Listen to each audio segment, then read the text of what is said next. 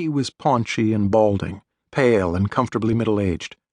She was brown-skinned, statuesque, and maybe even a little severe, more than a decade his junior. And though they walked close beside each other, talked easily, and laughed quickly, there was a slight hesitation in their manner, an unresolved tension. They were something more than simply passing friends. They reached 5th Street and turned west, walked past the stately old St. Paul Hotel and into Rice Park, an oasis of calm amid the rush of the city.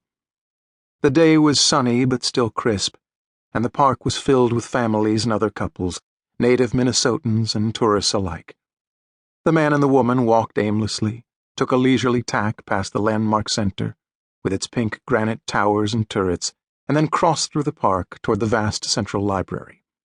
They bought coffees inside the St. Paul Hotel, and then wandered back out and found a bench in Rice Park. It was a Saturday afternoon, and neither Kirk Stevens nor Carla Windermere had anywhere else to be. In truth, they looked forward to these meetings, Stevens and Windermere both. They weren't always so languid. Work, the Minnesota weather, and the demands of Stevens' family made routines a fantasy. But they happened, a couple times a month maybe, and that was almost enough. Windermere sipped her coffee and tilted her head skyward, basking in the sun's warmth. "This is what I'm talking about, Stevens," she said. "This is what I've been waiting for. Sunlight, warmth, vitamin D." Stevens grinned at her. "Summer's coming," he said. "You survived another winter. You're practically a Minnesotan now." "Like hell." Windermere glanced at him sideways. "I'm a warm-weather girl, always will be, no matter how many snowstorms I live through." "You'll like it up here, though," he said. "Kind of. Admit it." "Maybe. It ain't the weather, though." He cocked his head. "Then what is it?" Windermere shook her head, the hint of a smile on her lips. She took another sip of coffee and set the cup down on the bench between them. Then she looked around the park. People milled about, enjoying the sunshine, taking pictures of the fountain, the landmark center, the hotel, the statues of the characters from the comic strip Peanuts, homage to its creator, Charles Schulz, a Twin Cities native. Windermere watched a family crowd around Charlie Brown, all of them smiling wide, posing for the camera, laughing and jostling one another.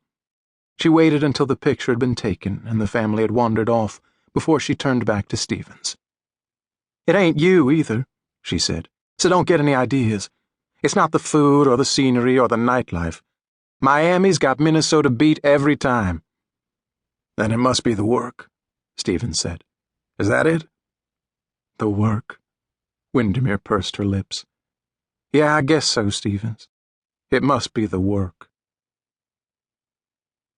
2.5 years earlier, Kirk Stevens had driven from St. Paul to the FBI's regional headquarters in downtown Minneapolis, where he'd met a woman with bewitching eyes and a slight southern accent who'd sat him down in her cubicle in the Criminal Investigative Division and listened as he outlined a sensational theory about a group of nomadic young kidnappers. The woman was Windermere, and Stevens, a special agent with the Minnesota Bureau of Criminal Apprehension, needed her help tracking the kidnappers out of state. He'd intended to drop the case in Windermere's lap and forget about it. He was, after all, just a state policeman. But Windermere had insisted he join her, put in a special request, and Stevens had found himself on a plane to Chicago less than a day later. It was the start of the roller coaster ride of Stevens's career. A year or so later it happened again. Carter Tomlin, a wealthy St. Paul accountant turned bank robber, an acquaintance of Stevens's. Windermere sniffed him out. Stevens hadn't believed her. Neither had her FBI partner or her superiors, not until Tomlin had started to kill. Not until he'd dragged Stevens and his family into the middle of his murderous spree.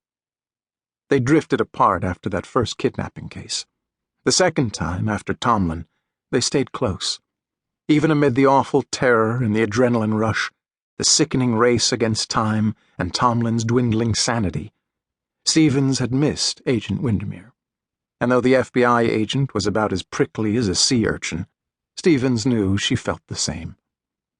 So now here they were, a year after Carter Tomlin, sharing a park bench in downtown St. Paul, drinking coffee and enjoying the sun, talking and laughing.